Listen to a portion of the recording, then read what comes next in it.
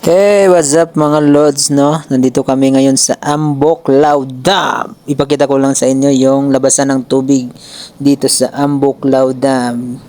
So guys, medyo umambon-ambon na, no?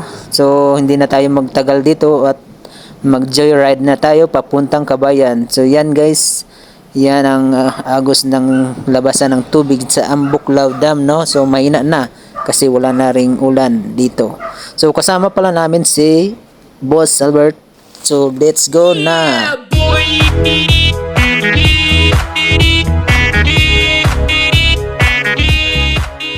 So nandito na tayo sa Pulag, Kabayan Bukod.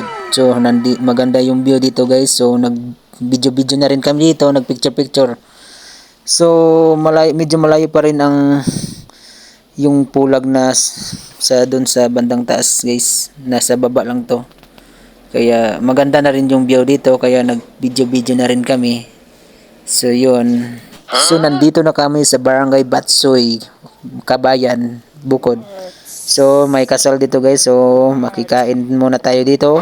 So magantay-antay muna kasi gutom na rin.